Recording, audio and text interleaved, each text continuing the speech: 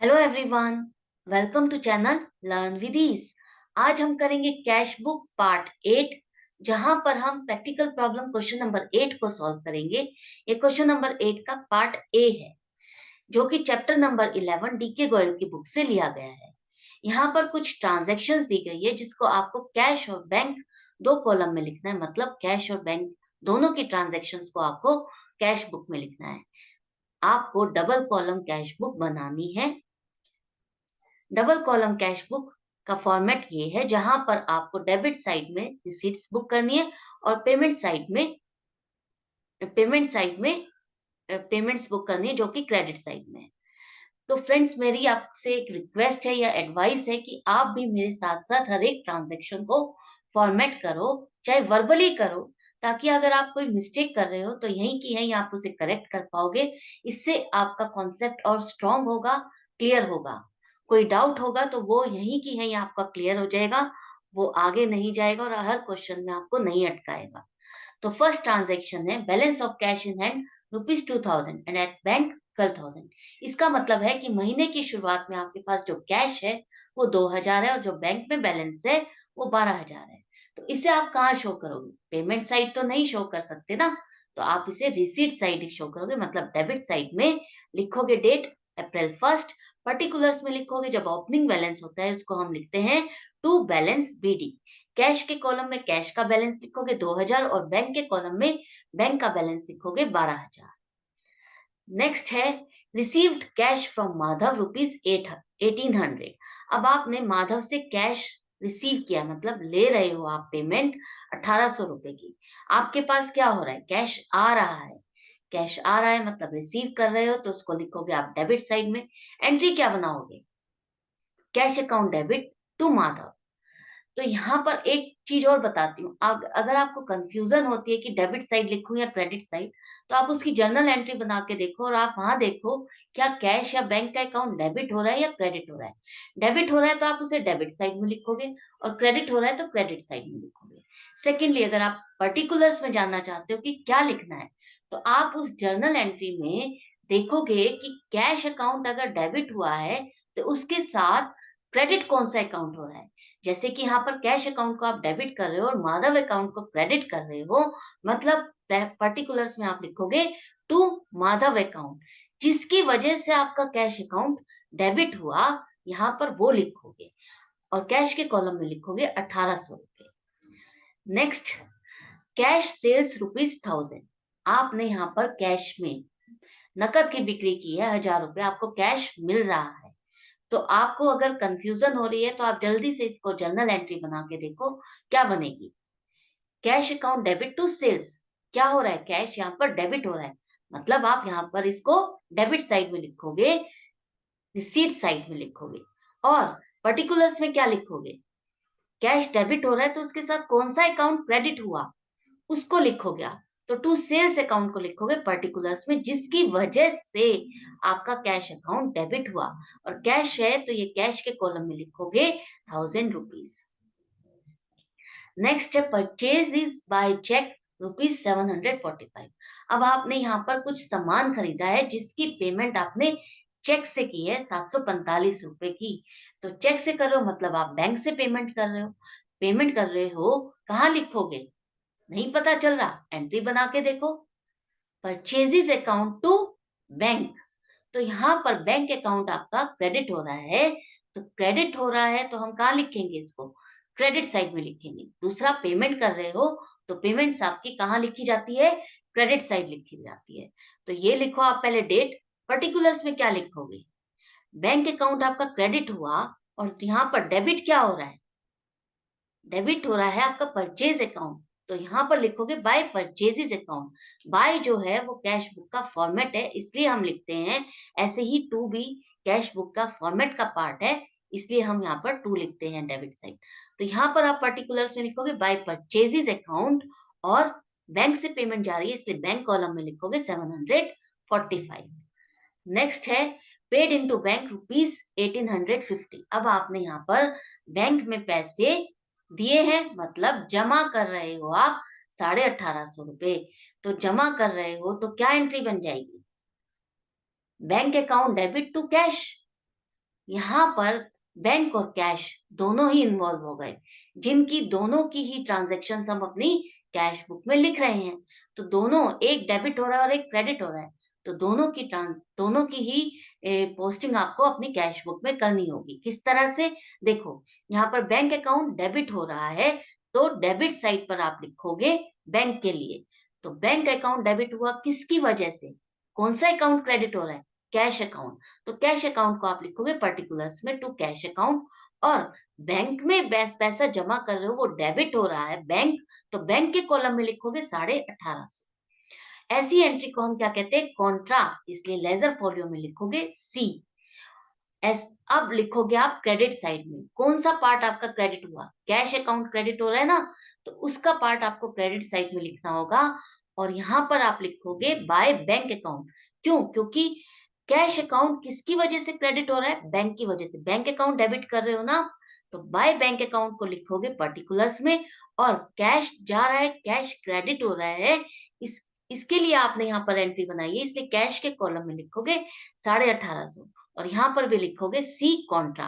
Contra का मतलब है जो ये ट्रांजैक्शन है, इसका क्रेडिट और डेबिट साइड दोनों की पोस्टिंग आपने कैश बुक में अपनी कर दी है। इसकी लेजर फोलियो में कहीं और पोस्टिंग नहीं की जाएगी।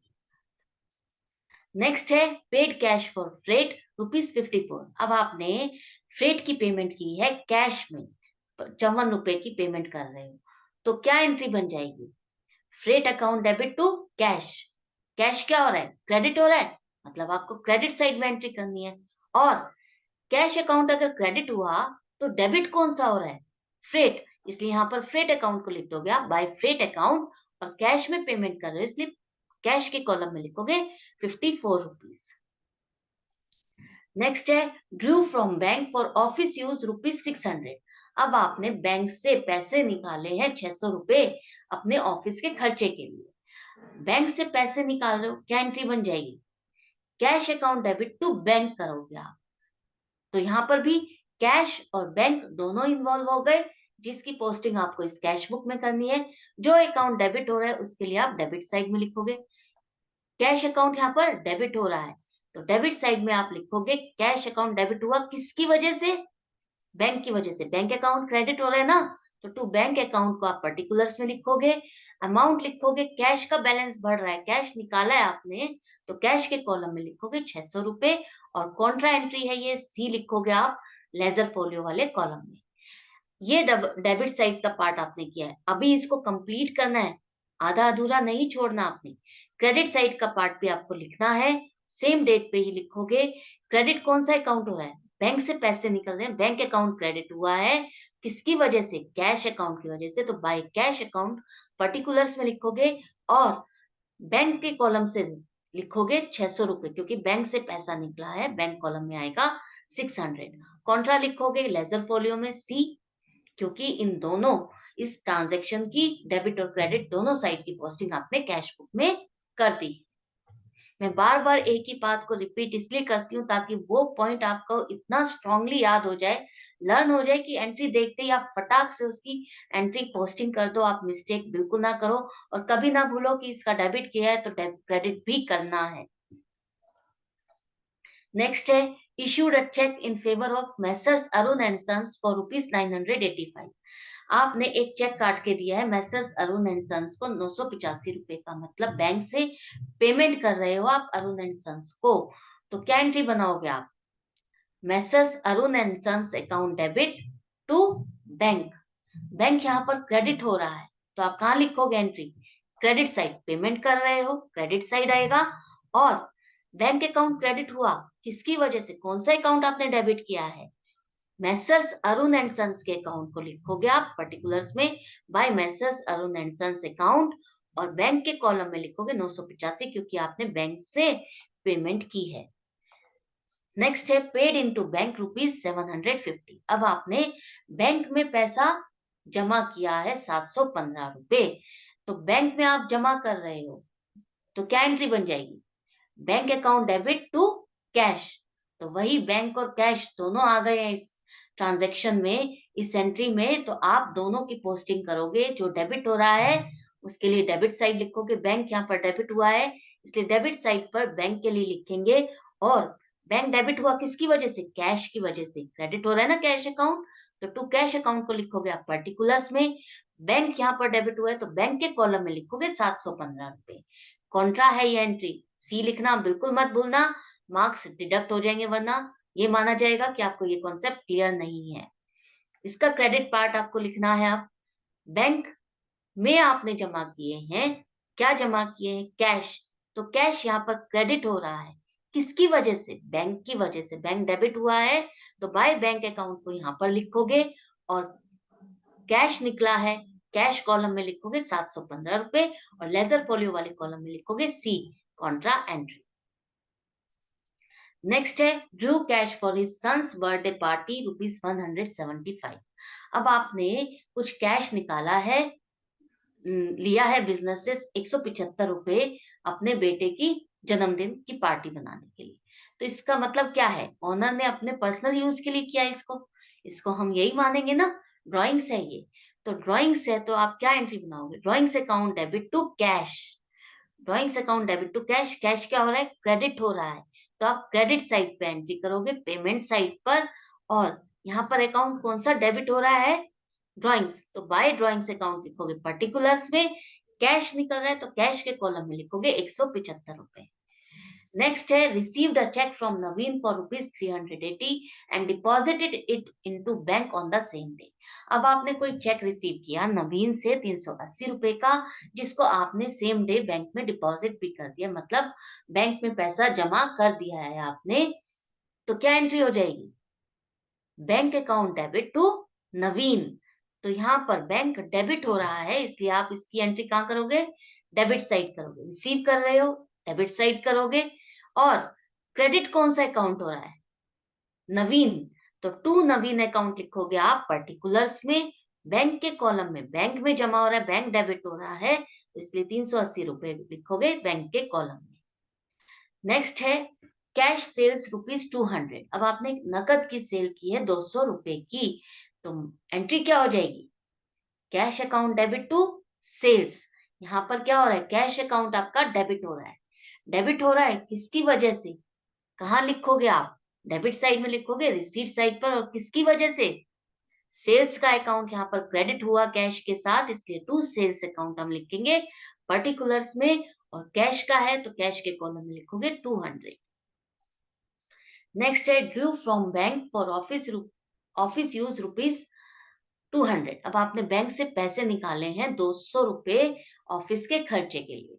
अब आपने बैंक से पैसे निकाले हैं, क्या एंट्री बन जाएगी? Cash account debit to bank. वही कैश और बैंक दोनों इन्वॉल्व हो गए, कॉन्ट्रा एंट्री हो गई ना, दोनों की पोस्टिंग आपको करनी है। तो कैश अकाउंट यहाँ पर क्या हो रहा है? डेबिट हो रहा है, तो उसके लिए हम यहाँ पर डेबिट साइड में लिखेंगे। बैंक अकाउंट इसका क्रेडिट हो रहा है, तो टू क्रेडिट अकाउंट लिखेंगे पर्टिकुलर्स में। अभी आप कैश के लिए लिख रहे हो जो डेबिट हो रहा है, उसके लिए आपने यहाँ पर लिखा है टू बैंक अकाउंट, जिसकी वजह से कैश अकाउंट आपका डेबिट हुआ है, इसलिए यहाँ पर डेबिट के कॉलम में, कैश के कॉलम में आप लिखोगे 200 रुपीज।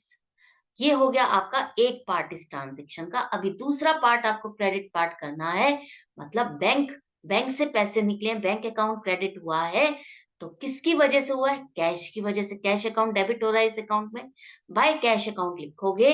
और बैंक क्रेडिट हो रहा है, बैंक के लिए आप यहाँ पर एंट्री कर रहे हो, तो बैंक के कॉलम में लिखोगे 200, और कॉन्ट्रा एंट्री के लिए लिखोगे सी, लेजर फॉलो।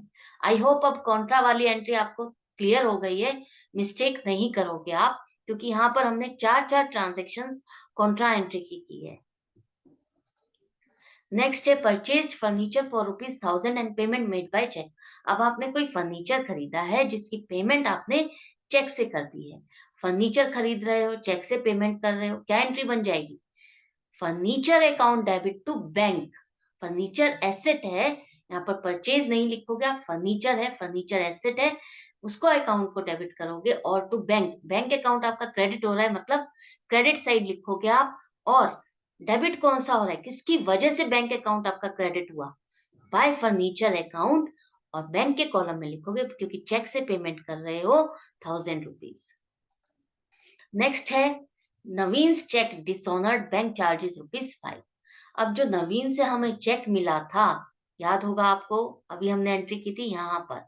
नवीन से जो चेक मिला था 380 रुपए का 19 अप्रैल को, वो जाके डिसऑनर हो गया। डिसऑनर हो गया मतलब डिसऑनर के केस में आपको उस एंट्री को रिवर्स करना होगा।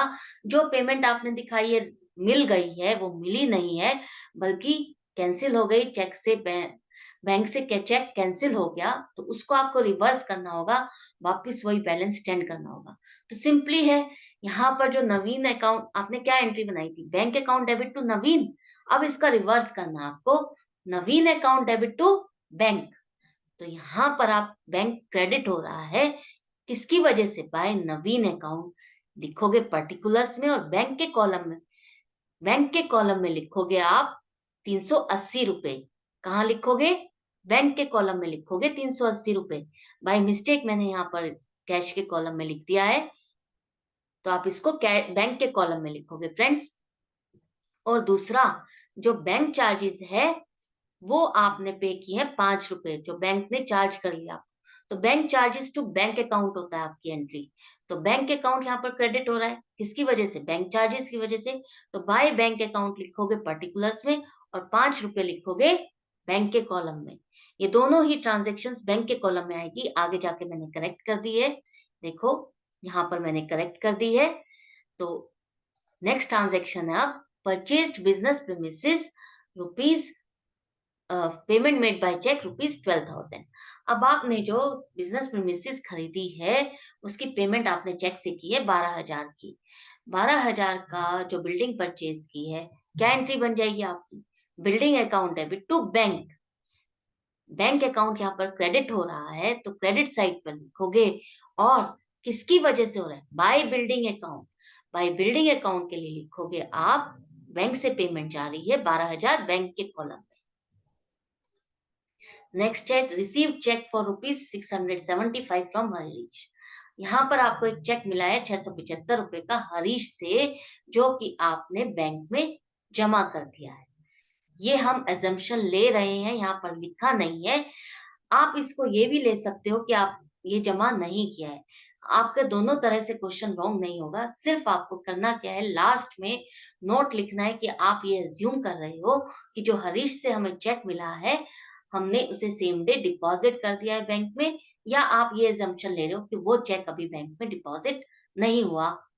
तो ये आप पर डिपेंड करता है कि आप उसकी अजम्पशन क्या लेते हो, और उस क्वेश्चन को आपको उस अजम्पशन से अटेम्प्ट करना है, उसी हिसाब से आपका क्वेश्चन चेक भी किया जाएगा। मैंने ये अजम्पशन लिया कि ये चेक जमा कर दिया गया है बैंक में, तो मैं एंट्री करूंगी डेबिट साइड में। क्या एंट्री बन जाएगी, bank account debit to Harish. तो बैंक डेबिट हो रहा है, इसलिए मैं डेबिट साइड लिखती हूँ।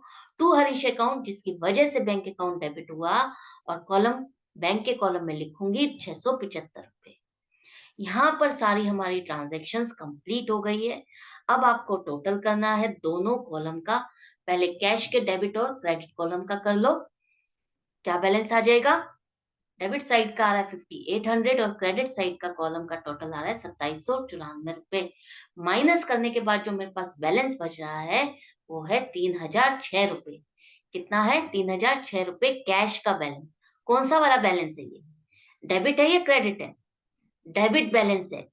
जब भी डेबिट के कॉलम का टोटल ज्यादा होगा क्रेडिट के कॉलम से, तो हम उसको क्या कहते हैं, डेबिट बैलेंस।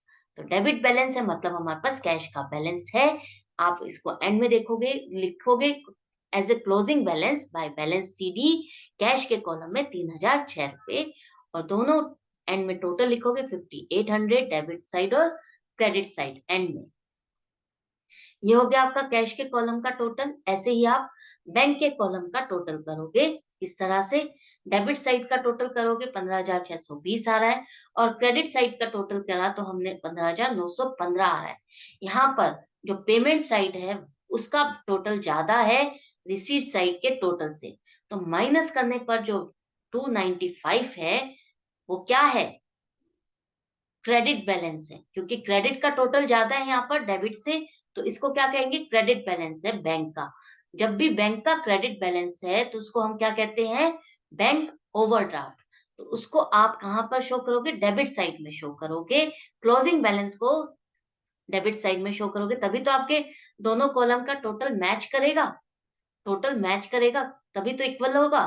आप ये सोचोगे बैंक ओवरड्राफ्ट तो क्रेडिट होता है, लायबिलिटी है। हाँ, लायबिलिटी है, लेकिन उसका जो टोटल है क्रेडिट बैलेंस आ रहा है, तभी तो हम इसको यहाँ पर लिख रहे हैं। क्लोजिंग में आपको इक्वलाइज करने के लिए यहाँ पर लिखना होगा डेबिट साइड में। किस तरह से, टू बैलेंस शीट और बैंक के कॉलम में लिखोगे 295। जैसे आपका कैश का बैलेंस डेबिट है, डेबिट होता है, एसेट है, लेकिन आपने उसका बैलेंस कहाँ लिखा? क्रेडिट साइड में लिखा ना। क्यों लिखा? इक्वलाइज करने के लिए क्लोजिंग बैलेंस। तो यहाँ पर ये क्वेश्चन का अब आप एंड में टोटल लिखोगे 15,915। जिस भी कॉलम का टोटल जाता है वही कॉलम का टोटल आप लिखोगे एंड में। इस तरह से ये क्वेश्चन कंप्लीट हो गया है। आई होप ये क्वेश्चन आपको अच्छा भी लगा है, मजा भी आया है और आपने काफी कुछ नया सीखा भी है। तो एंड करती हूँ आज का लेसन। मिलती हूँ आपसे नेक्स्ट वीडियो में। देखो एंड में मैंने यहाँ पर नोट लिखा है, it is assumed that check received from Harish deposited in the bank on the same day. ऐसे ही आपको लिखना है जो भी आप एजम्पशन मान रहे हैं। यहाँ पर ये क्वेश्चन कंप्लीट हो गया है। जाने से पहले चैनल को सब्सक्राइब कर दो, लाइक करो और शेयर करो अपने फ्रेंड्स के साथ। बेल आइकन को प्रेस कर दो ताकि नोटिफिकेशन मिले वीडियो डलते ही। मिलती हूँ मैं आपसे नेक्स्ट वीडियो में। Till then good bye and take care.